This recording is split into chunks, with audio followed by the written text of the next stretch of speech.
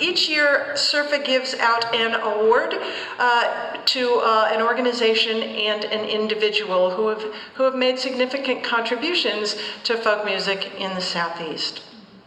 So about 10 years, it's probably more than 10, but we're going to call it 10. 10 years ago when we were over across the valley in Montreat, I met a first-timer at SERFA, and he seemed like an interesting guy. His name was Todd Mack. And he told me about his organization, bringing young people together through music, something we love, right? But he talked about how he was bringing together people who were in conflict with each other and finding common ground through music and building a foundation of understanding with each other through music. And I thought it sounded like such a fantastic and simple idea, yeah? Deceptively simple, right? And his passion in the way that he spoke about it made me convinced that he was gonna succeed with this and really, really build it into something. And I kept an eye on them from time to time. I'd look them up on the internet and see that, yes, he's still there, still doing the work. And earlier this year, as we were talking about our awards with the board, Alice brought up an organization. And I went, well, that's really kind of vaguely familiar. Why would I know? It was an organization in Memphis. I don't live in Memphis. Don't know why I would know them. And I Googled, as you do.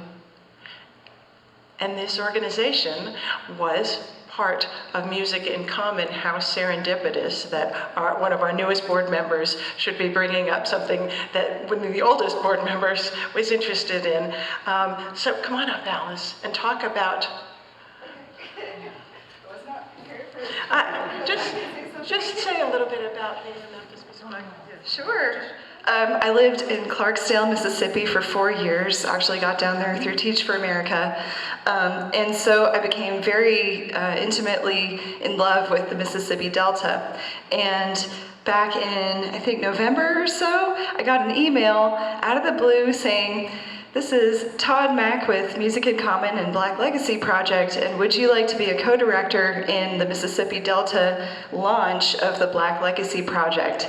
And what this involved was taking a week and first having a roundtable discussion with people in Clarksdale, both black and white, maybe about 25 to 30 of us, community leaders and the 4 musical co-directors in the region, and talking about some of the issues that Clarksdale faces with racial reconciliation. And then we, I don't want to take all of what they're going to say away, but then we reinterpreted 2 songs, Muddy Waters, I Am the Blues, and Bessie Smith's Poor Man's Blues. And we did it in 2 teams, one with a team of 2 white musical co-directors, of which I was a part, and the other team of 2 black musical co-directors. And we tried to use the themes that came up in the roundtable discussion to inform our reinterpretations, basically covers of the songs, and make them into something new while still retaining the lyrics. Then we wrote an original song, all 4 of us together, that talked about what can one man do to bring a community together. And lastly, no, not lastly, then we recorded all 3 songs, and lastly, we performed them in a series of 3 performances around the Mississippi Delta. And it was a wonderful experience. Definitely opened my eyes to some issues in Clarksdale that I had lived there for 4 years and hadn't even really reconsidered until the BLP came to town. So that's why they call it a launch and not just a self-contained project. And now I'm really excited to hear what Todd and Trey have to say as well. Thank you.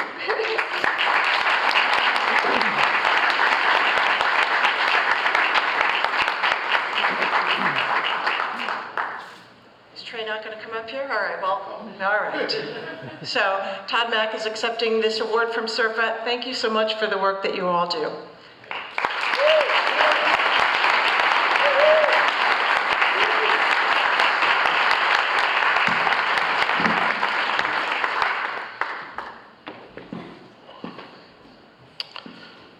Wow. Thank you, Christine and Alice and everybody on the board and everyone in SERFA for putting this together. It's really an honor to be recognized in this way. In 1989, a couple years ago, I released my first record, and that was sort of a springboard for my career as a working musician. I spent most of the next decade touring full-time, releasing more records. And then in February of 2002, everything kind of came to a halt when my dear friend and bandmate, Danny, was abducted and beheaded in Pakistan shortly after 9/11. Danny, some of you may know as Daniel Pearl, the reporter for the Wall Street Journal, who was working on assignment on Richard Reed, the shoe bomber, the alleged shoe bomber. And what many people don't know is that Danny was an extremely talented musician. He was a classically trained violinist. He was a fiddle player, mandolin player, and believed, as do I, in the power of music to connect us despite our differences. And Danny would actually put this into practice as he was traveling the world as a reporter. In Asia, wherever he was reporting from, he would find local jam sessions, go sit in, and that was his way of getting to know the local community, to learn about the local culture. His murder was a call to action for me, to find a way to tap into that power of music to combat the hate that drove his murder. And that was the beginning of Music in Common. And I would love to, at this point, call up my, as he likes to refer to us, my partner in peace, Trey Carlisle, who's our program coordinator for Music in Common, to tell you a little bit more about what we do and how we do it.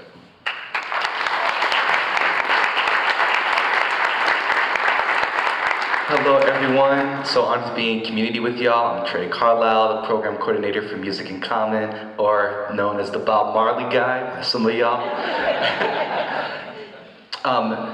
So my life too was changed on the 15th anniversary of 9/11. When I was 17 years old, and I did a program, a Music in Common program, that brought Jewish, Christian, and Muslim teens together to recognize their common ground. And not only was I struck by the commonalities that we shared across our faiths and as teenagers, but I was struck by the common experience that we all shared of being dehumanized and stereotyped based on our backgrounds. And I was deeply moved when one of the participants said that she was afraid to go to school with a backpack on because she was Muslim and she was afraid of being accused of being a terrorist. And that touched me because as a black man, I'll be afraid to walk with a hoodie on or with a backpack on in the store out of fear of being accused as being a thief or a thug, which has happened to me a couple of times. So that moment, we created a song together called Rehumanize. And that was the moment that I just fell in love with Music in Common's work. And now 6 years later, I work full-time facilitating these same programs for others around the nation. So Music in Common, we're a music and peace-building nonprofit. Our mission is to strengthen, empower, and connect communities through the universal language of music, and we create programs that bring together people from communities in conflict to recognize their common ground and co-create a vision for how to build a better world together through engaging in facilitated dialogue, collaborative songwriting, multimedia, and performances for the community. And our most recent project, which we launched in 2020, the Black Legacy Project, is our musical celebration of Black history to advance racial solidarity, equity, and belonging. And we've been thankful to take the project to coming up on 7 communities now, from the Berkshires in Western Massachusetts to the Ozarks in Northwest Arkansas, Denver, Colorado, Southern California, the Mississippi Delta, Atlanta, Georgia, and we'll be taking it to Boise, Idaho in June. And then we'll be entering phase 2 of the project, which we will take a touring band that will tour the nation, sharing all of the songs that have come out of these 7 communities to people across the nation, as well as providing school programs, workshops, roundtable discussions, film screenings, and opportunities for folks to engage in conversation about what they can do to help advance equity, solidarity, and belonging in their communities. So, thank you. This SERFA conference is hardly my first rodeo, so I can already hear some of the wheels spinning. Yes, we are still putting this band together, and if you are interested in being considered for it, you can go to theblacklegacyproject.org and find the Join In page, and there's an audition form where you can come speak to Trey or I about it. We can tell you more about it. Our first tour will kick off in September at the Fresh Grass Festival in North Adams and work its way down south. In just the couple minutes we have left, I would be remiss if I did not leverage this opportunity standing in front of a room full of musicians and music industry professionals to leave you with these 2 thoughts. These workshops and the networking and everything that we have been doing all weekend is so critically needed and such a great support system. I want to suggest to you that your gift as a musician, your gift as an agent or a promoter is more than just a gift. It's a resource that I want to encourage you to lean into and to ask yourself, how can I, with this gift, with this resource, make a difference in the world? And that sounds really big, but the world could be the block you live on. How can I take what I have been given as a gift and a resource and do something positive with it? I also invite you to maybe close your eyes for just a minute, or imagine, if you will, walking into a space. And you walk into a space and it becomes quickly apparent that you don't maybe sound like everybody else in that space. Or perhaps even more inescapably, I don't look like everyone, maybe even anyone in this space. When I think of the word folk and folk music, and I know there's been much discussion and debate about what folk music is. Folk music is music of the folks, by the folks, for the folks. In my worldview, folk music is every person on earth, every human being. When we talk about inclusion, we need to recalibrate that to belonging. How do we create spaces that say, you belong here? No matter what you look like, no matter what you call your God, no matter who you are attracted to and fall in love with, you belong here. Thank you so much. Appreciate it.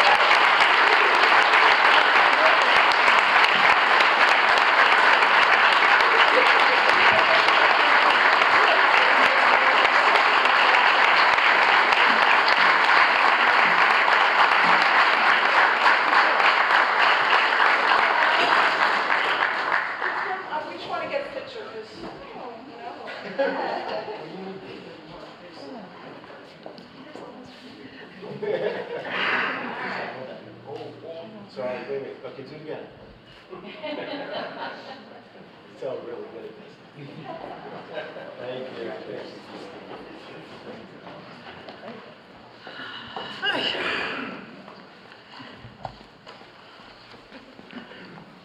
I know he was talking about musical gifts. I also want you to know that there are some other gifts that they could probably use, because these programs don't happen for free. So check them out online. All right, let me get myself together here.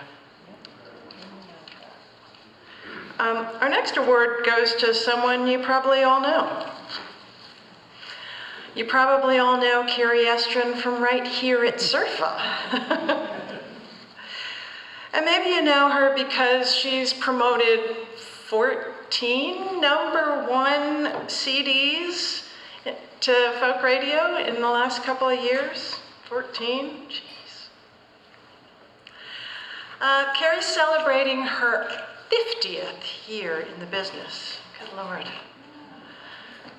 She's worked in nearly every facet of this business.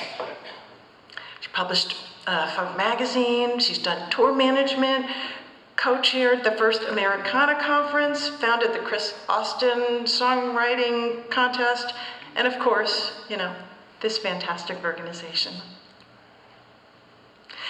And it's probably that vast area of knowledge and experience that helps her to guide musicians in their careers. So yeah, you probably all know about her successes.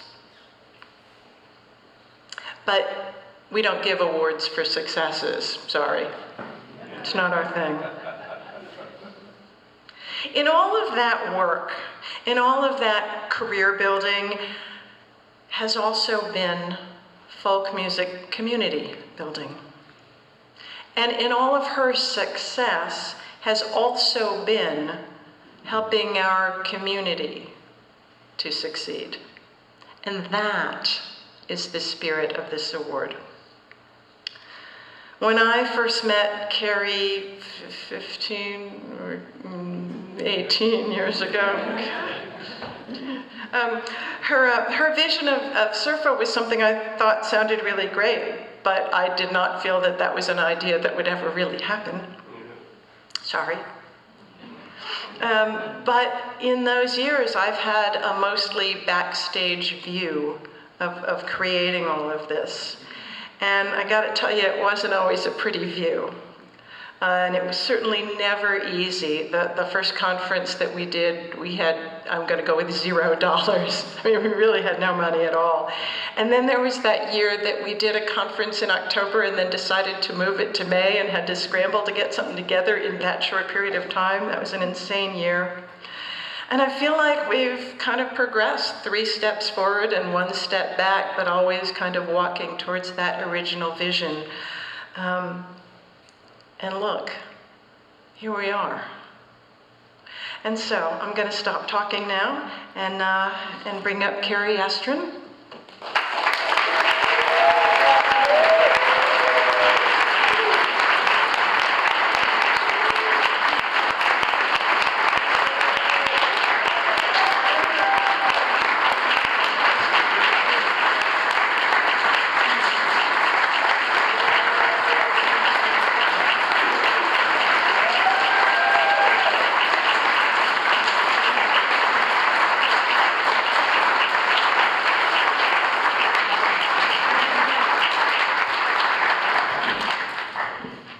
Thank you so much, and just to begin, Christine, that was lovely. It's more than an honor to be standing up here after so many years. Interestingly enough, Jeff and I were trading stories all last night for a while around the fire pit because we knew each other and so many of our experiences intersected, which you'll find out in a minute. There we go. Yes, it is indeed, wait a minute, there's things on here, okay.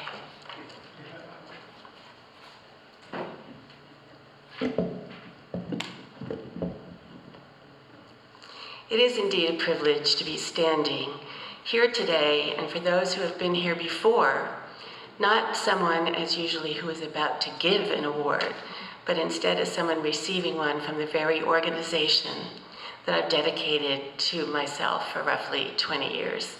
From being at first asked to establish SERFA into its own folk into its own Folk Alliance region back in 2001, to serving as its founding president and 6-time conference director, and as someone who is a champion of this organization's future and our roots community. That is indeed a very special moment for me now. Forming a brand new region, as you might imagine, isn't easy, as Christine said, but I inherently understood it would take a village to coalesce our southern bordering states together.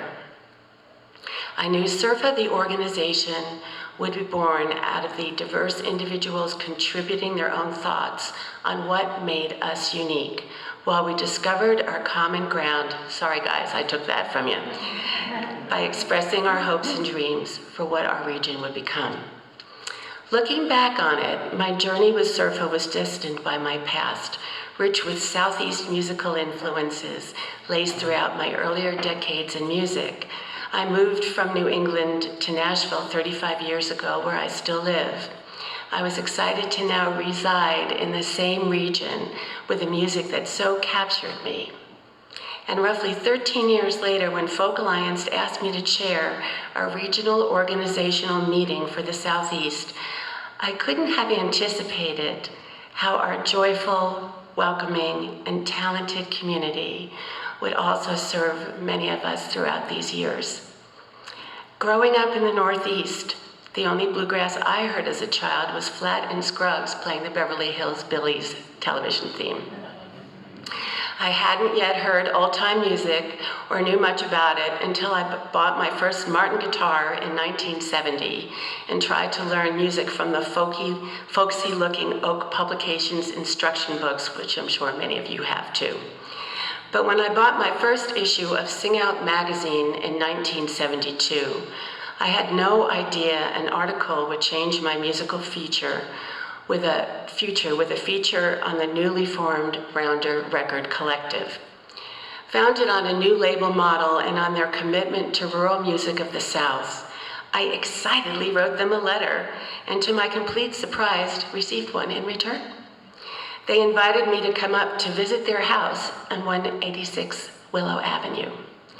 A month later, upon graduating high school, I boarded a Greyhound bus to New England, and during my time at the Rounder House, I heard incredible stories about Southern folk music artists like Sarah Ogan Gunning, Ola Belle Reed, and Gid Tanner and the Skillet Lickers. The way they lived, the foods they ate, and the reason behind the Rounders' adventures and passion for the music and culture for the South. I continued to stay in touch with the Rounders throughout my college years, and while there, further dug into Southern culture and music. With the opportunity to now book my college coffee house, I couldn't believe that I was able to hire the Gene Ritchie coming to play. Thrilled that this was even possible to hear and meet this Appalachian dulcimer legend in person. I continued to book a variety of artists there, including those steeped in traditional music like Ashokan's Young, Jay Unger, and the Old Songs Festival, Andy and Bill Spence in Finnings All-Stars. Like a kid in a candy shop, I went on to produce a folk festival at my college featuring Appalachian banjo player Hetty West and shape note singers to perform in the Alabama sacred harp tradition, as well as Ireland's The Boys of the Loch and England's John Roberts and Tony Barrand. I was beyond excited while also being enthralled with every aspect of the folk music and its business as well, not even 21. Upon graduation, I skipped going for my master's degree in music and instead moved up to Boston to soak up their thriving folk scene. Now also being able to actually visit the Rounders. 2 years later, I was hired, I was very calculating, as their first national promotion person in 1978. And now hearing bluegrass concerts live for the first time, it was during that time I learned also how to be a radio promoter, which I currently do today as well, and drank in all I could learn about the music business in general. After attending a second independent record conference the year after I left Rounder, I was asked to be Tony Rice's first agent for the newly reformed jazz version of the Tony Rice unit, and then became Tony's manager during half of the time now defined as his golden period. And although I do A&R work with artists, back then women weren't recognized for that, but me and my guitar is a product of my time with Tony. Not only was Tony a great legend, but he was a bunch of fun to work with. And I had many incredible experiences with working with him and Rounder, and especially when they handed me, to my shock, a $20,000 check to coordinate it, pay for, and attend the sessions for their latest bluegrass album band project with Tony, J.D. Crowe, Doyle Lawson, and Bobby Hicks. As I toured with the Tony Rice unit, and especially on that first bluegrass album band tour, this New Jersey to Boston resident was now submerged deep into the Southern tour bus culture. Amazed by both small but foreign phenomenon to me, like the lure of the Shoney's Breakfast Bar and Biscuitville here in this state. I also first learned that bluegrass artists like to iron their blue jeans, and I heard colloquial expressions I had never heard of before. As I was also producing large-scale folk concerts back in New England with my company Black Sheep, which some of you maybe here today have subscribed to and supported, at the 1,200-seat Sanders Theater at Harvard University, I also got to know legendary artists Doc and Merle Watson, who exemplified what being down home truly meant. During that time, while managing Tony and running Black Sheep, I also started publishing and editing the Black Sheep Review, a folk magazine where in each issue I included a regional listing of all the folk resources that each state had in an attempt to connect the New England folk scene and form a more cohesive regional community, which did happen as a result of our wide distribution and readership within a folk scene that was already bubbling under, but needed to be defined and united. So back to Folk Alliance and their request for me to chair a regional meeting at its next conference held in Florida. I knew I had the skills to help bring together SERFA as a community, as I had done in Northeast, and during what turned out to be quite a lively meeting, I knew there was excitement from those who attended to encourage me to keep going. Building on that momentum I had shared, I then planned an initial 2-day regional retreat held in Atlanta. I invited artists and venues and others I thought might come and wound up with roughly 50 people in attendance, while we got to know each other during a planned, intense think tank where everyone's opinion counted, where possible avenues were explored and rough plans laid out to become unified were discussed. All of us there wanted to help artists and venues to be connected for better touring opportunities in the South, and knew how much this could make a difference to the venues, with the Southeast finally becoming a viable region for agents to explore for their artist tour routing. A nominal fee was charged to build a treasury for our soon-to-be region, and before we went our separate ways, a larger vision for SERFA also emerged.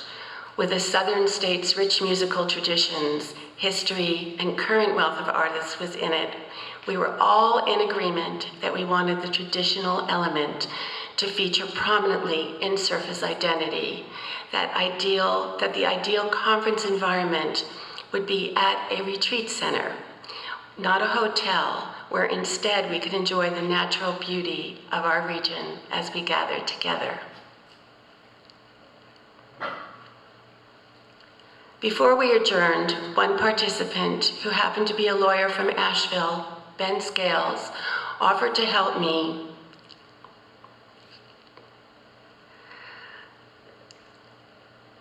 I lost my place and I'm back. Offered to help me with what we might need legally in order to form.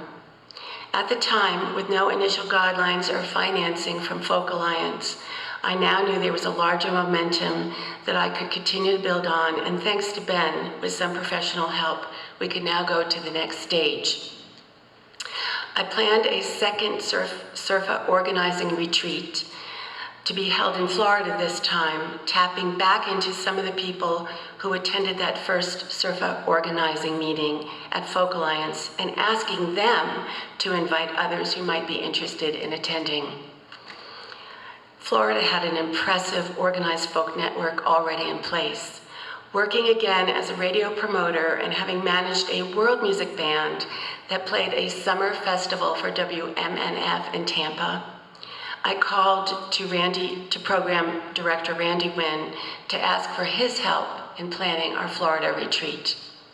Randy jumped on board and offered to let attendees tour the station, and together with Ben Scales, we organized all the logistics, during which time the three of us formed an initial SERFA steering committee.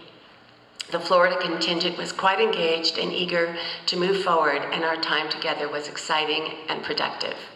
As in Atlanta, this time, two people approached me at the retreat's end who would become key to SERFA's early and later growth. Attendees Betty Fredrickson and Christine Stay. When Christine approached me at the end of the last meeting, she sheepishly handed me a note admitting that she used to plan corporate conferences, but really wasn't a joiner. Yet she had already let that cat out of the bag that I was all too happy to encourage. Armed with more commitment, potential volunteers, and more resources, several more meetings were held at Folk Alliance. The last organizing meeting, where I invited Hazel Dickens and Alice Gerard and Kathy Matea to come speak about how important our SERFA community could be, while after that meeting, smaller passion-fueled discussions happened spontaneously in hallways, impromptu groups, and after returning back home, I followed up with many one-on-one conversations, both in person and on the phone. As a result of all this, Randy, Ben, and I also crafted our initial mission statement and bylaws, and we were ready to go, where in 2006, 20 of us converged, some of us here today, to have a planning meeting where our first conference would be held, literally here at the Blue Ridge Assembly.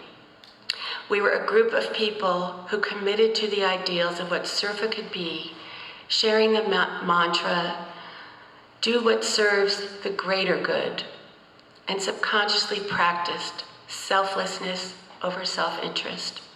Finally, our village was forming. Due to organizational and administrative changes at Folk Alliance, that first Blue Ridge Assembly Conference never became a reality. Fortunately, however, Louis J. Myers, Folk Alliance's new executive director, was someone I knew from attending the third South by Southwest, which Louis co-organized, and now Louis came back to me with an offer from Tennessee's MTSU campus, where the music department's Charlie Dahan donated the recording wing and nearby facilities for our first SERFA to be produced within 6 months.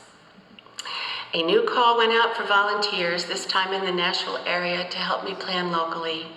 And two now farmers maybe, SERFA board members, Denise Williams, whose love of traditional music was drawn on for years to come, and now the late John Stecker, who worked in the tech department of MTV Nashville, and who Xeroxed all of our program books there, MTV not knowing that they were actually our donor.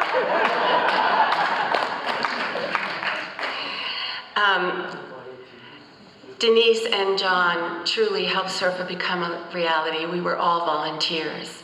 And at our first conference was born, Alice Gerard and Ginny Hawker and Tracy Schwartz held up our traditional track alongside workshops in recording, setup and hands-on studio sessions, music business workshops, and official showcases. Christine Stay and Betty Fredrickson helped to round out the on-site logistics with Denise, John, and myself. There were less than 100 people there, and we all ate together and bonded. And included in the price of $90, the cost supplemented from the treasury that I had raised at our 2 planning retreats to make it affordable to attend. And our village became real and expanded as we all got to know each other and bond. New bylaws were once again written and finally approved by Folk Alliance, and I became SERFA's founding president, as they would not accept a steering committee. I was then committed to a model similar to Folk Alliance's at the time of moving every year or two to a new location. And after our conference at MTSU, Lewis again approached me and suggested I look into the Ozark Folk Center, a beautiful site smack in the middle of the Ozark Mountains. The center, after an almost fairy tale setting, I was able to negotiate a sponsorship deal for our 2 years there. And SERFA was able, I'm sorry I keep losing my place here, we were able to build a 20K treasury while holding 2 of our conferences there. The center donated their space. We stayed in and showcased in cabins, ate fabulous Southern food. Look at Roberta's going, yeah, that was great. Ate fabulous Southern fare in their spacious main room with a fantastic view. And the second year there, our Saturday night official showcase was held in their 1,000-seat theater open to the public, featuring our own SERFA showcase artists with a more Southern musical influence. And by the way, I got feedback from many of the residents of Mountain View that that was one of the best concerts that they had ever attended. After the total success of the Ozark Conference Center and Time to Move Again, I was struck by how the overwhelming response to SERFA had many attendees using the phrase magical to describe their experience. Looking for a new home as impressive as the Ozarks, I explored Asheville for its equal beauty and more central location. Settling on the much-beloved and tranquil Montreat Conference Center, also nestled in the foothills of the Blue Ridge in Black Mountain. I also felt secure that now SERFA had what it needed to grow, and I resigned as conference director and handed the reins over to Betty and Christine to produce the next conference at the just-booked new location where we made our home for very many years after. However, after 2.5 years, due to unavoidable circumstances, I came back to produce 3 more conferences. SERFA continued to build on our now loyal, returning followers and members and volunteers. No one was a stranger who walked through the doors there, and all were welcomed warmly.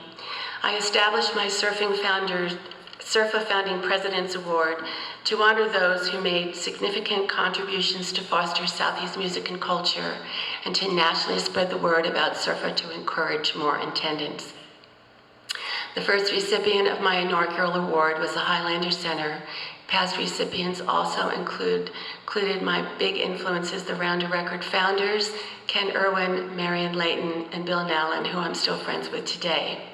Also the Lee Foundation, Alice Gerard, Cy Khan, Swananoa's and past SERFA board member Jim McGill, and the incomparable Peggy Seeger in 2016. After which, then again, I stepped down as conference director and as a long-term serving member of our board. As SERFA continues to grow and develop and welcome new attendees, volunteers, it will continue to take a village to keep SERFA thriving. Alongside Christine Stay and Betty Fredrickson, who have continued to serve SERFA these past 2 decades, there have been countless important volunteers, too numerous to name here. I did try, I had to cut it all out, but that have been coming here for years and have made SERFA what it is today. But of special note, SERFA would not be here today and financially surviving the pandemic if not for, I'm not gonna look at you now, Abby, if not for the brave efforts of SERFA former president, Abby Parks, also a musician and folk DJ.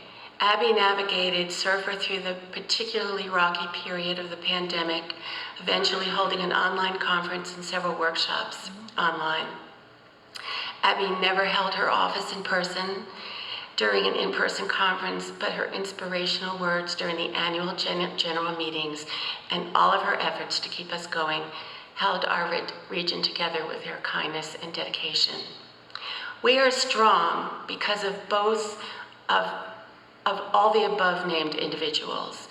the incredible volunteers that keep coming back to offer their time to us, and because of people like our incredible sound engineers, Stuart Reinhardt and Alan Watts, who have been with us since moving to North Carolina and make all of our official showcases sound world class. As the founding president, to have been able to help make SERFA a reality, and like many of you, support its growth, I am also grateful for those serving on our past and present SERFA boards, all of us sitting here today, whether first-timers, those who have become firmly entrenched in our community, all of whom have done their part to keep our SERFA village healthy, relevant, and inclusive. And Christine knew I was going to cry. It is true honor. I'm going to put myself back together now. It's a true honor to be recognized by you, and I have tried to the best of my ability to serve, to have your recognition for my contributions to work with SERFA for these past 20 years. You can tell I'm incredibly moved to receive it and to see so many old familiar faces and friends. I will always be here for SERFA in whatever capacity I can be to help.